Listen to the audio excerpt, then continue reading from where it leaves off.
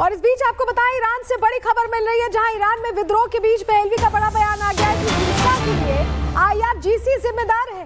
रेजा पहलवी कह रहे हैं कि हिंसा के लिए IRGC जिम्मेदार है। IRGC पर सर्जिकल स्ट्राइक हो, ईरानी लोगों को बेहतर मौका मिलना चाहिए। यानी बार बार रेजा पहलवी भड़काने वाला ही काम कर रहे हैं। और अब IRGC, Islamic revolutionary guard corps को, जो इनकी सेना है, उसको ये टारगेट कर रहे हैं कि IRGC, ईरान की जो IRGC है वो दरअसल इस तरह की जो तस्वीरें आ रही हैं उसके लिए जिम्मेदार है और सीधे सीधे कह रहे हैं कि उन पर सर्जिकल स्ट्राइक होनी चाहिए। रेजा पहलवी बार बार ऐसी बयानबाजी कर ट्रंप को उकसा रहे हैं। उन्होंने क्या कुछ कहा, उसके मायने क्या है, आपको ग्राफिक्स के जरिए बताते हैं डिटेल इस पर। देखिए कहा क्या है, पहले ये जान लीजिए। उन्होंने कहा कि IRGC पर सर्जिकल स्ट्राइक हो। अब इसके मायने क्या हैं? अमेरिका से सीधे सीधे इशारों में ये एक्शन की मांग जैसी लगती कि आप एक्शन करिए, सर्जिकल स्ट्राइक करिए। क्या कहा है? बर्बरता के लिए IRGC जिम्मेदार है। और ये जो कहा है, इसके मायने क्या है? ये विद्रोह में और आग डालने का काम है, पेट्रोल डालने का काम है, भड़काने की कोशिश। और क्या कहा उन्होंने कहा कि खामनेई के तंत्र को कमजोर किया जाए। इसके क्या मायने हैं? IRGC को मिट्टी में मिला दिया जाए। तंत्र को कमजोर करना यानी खामनेई को पूरी तरह से खोखला कर देना, उनकी सत्ता को। इसके अलावा उन्होंने कहा कि IRGC ने विदेशों में भी आतंक फैलाया है। अब इसका अर्थ क्या है? इसका अर्थ यह है कि ईरान विद्रोहियों को एकजुट करने की वो कोशिश कर रहे हैं कि विदेशों में आतंक फैलाया, आप इनके खिलाफ अपनी आवाज बुलंद करिए। रेजा पहलवी कहते हैं कि ईरानी लोगों को बेहतर मौका मिले। बेहतर मौका मतलब ऑप्शन मिले। खुद को वो सर्वोच्च नेता के तौर पर स्थापित करना चाहते हैं। इस बात का अर्थ तो यही निकलता है। वहीं ईरान में खामनेई फोर्स भी एक्शन में है। ईरान के लोगों पर वो खुलेआम गोलियां बरसा रही है। आपको जरा तस्वीर वो भी दिखा देते हैं।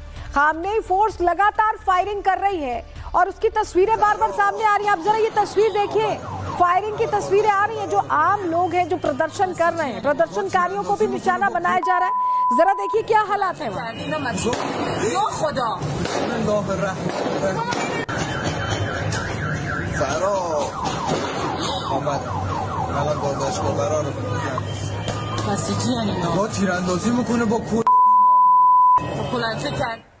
वहीं आपको बताएं कि ईरान में हिंसा के बीच वहां फंसे भारतीय वापस लौट आए हैं। दिल्ली एयरपोर्ट पर ये देखिए तस्वीरें, अपने परिवार से गले मिलकर कई भारतीय नागरिक फूट फूट कर रोने भी लगे। उन्होंने बताया कि हिंसा के दौरान वो किस परिस्थिति में ईरान में फंसे थे। ईरान से लौटे जम्मू कश्मीर के एक युवक ने कहा कि वहाँ हालात बहुत ज्यादा खराब है। सुनिए क्या कहा है। वहाँ आपको तो पता ही होगा मीडिया पे क्या चल रहा है। बहुत ज़्यादा हम परेशान हो गए थे, दहशत में थे, लेकिन गवर्नमेंट ने हमारा बहुत साथ दिया और हमें सेफली अपने वतन पहुंचा दिया। कंडीशन तो खराब ही है वहाँ पे, तो बाकी हमारा भारतीय गवर्नमेंट है बहुत सहयोग कर रही है। एम्बेसी वालों ने हमारे को इन्फॉर्मेशन दिया था कि जितना जल्दी हो सकते आप निकलो, तो बहुत ही अच्छा उन्होंने रिस्पॉन्स दिया है। वहीं ईरान के खिलाफ ट्रंप नई रणनीति तैयार करने में लगे हैं। समंदर में मिडिल ईस्ट तक ईरान की घेराबंदी तेज हो गई है। खामनेई पर वेनेजुएला पार्ट 2 दोहराने की तैयारी ऐसा लग रहा है कि की जा रही है। समंदर पे घेराबंदी कैसे हो रही है आप देखिए।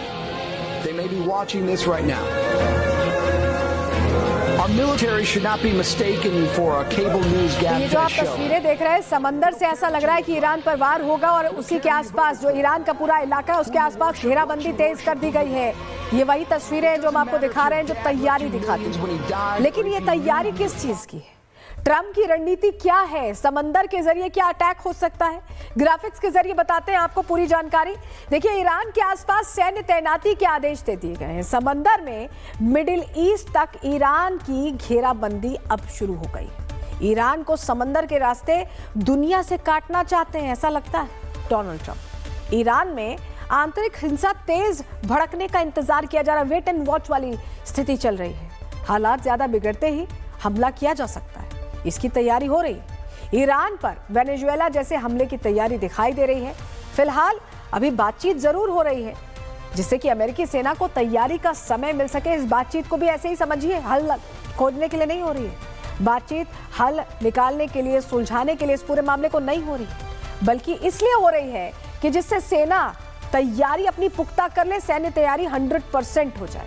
तो आप समझिए कि ट्रंप की रणनीति से यह साफ है कि ईरान की धरती अब बैटल ग्राउंड बनने वाली है, क्योंकि हिंसा की आग में खामनेई की सत्ता को जलाने के लिए इजराइल, अमेरिका ने एक्शन तेज कर दिया है और वो एजेंसी इस मिशन को पूरी तरह से अंजाम देने में से पूरा करने में लगी है, जिसे मौत का दूसरा नाम कहा जाता है। रिपोर्ट देखिए।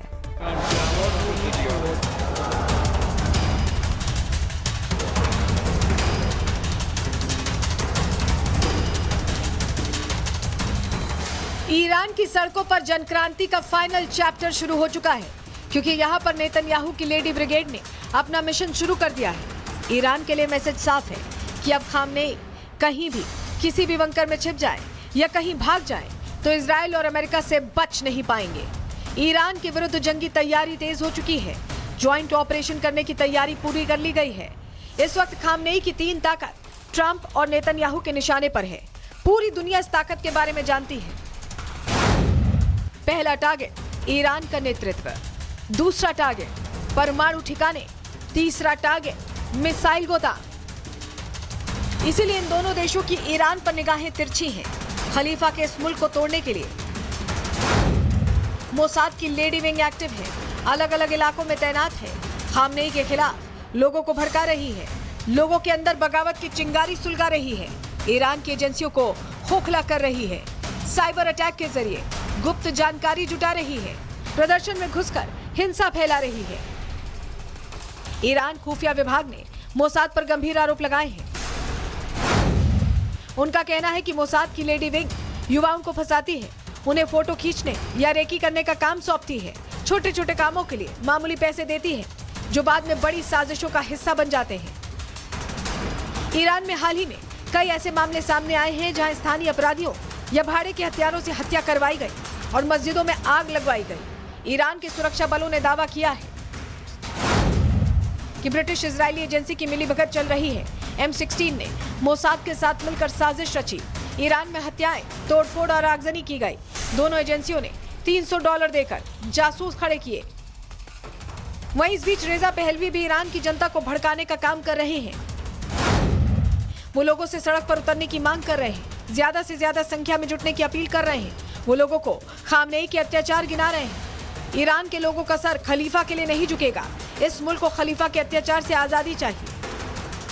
प्रिंस पहलवी की बातें लोगों के अंदर जुनून भरने का काम कर रही हैं। सड़कों पर राजशाही की मांग तेज हो चली है। वहीं डोनाल्ड ट्रंप ने भी खलीफा को टारगेट करने की रणनीति में बदलाव किया है और मोसाद के साथ मिलकर जंग की नई तारीख फाइनल कर दी है। Bureau report, Republic Bharat.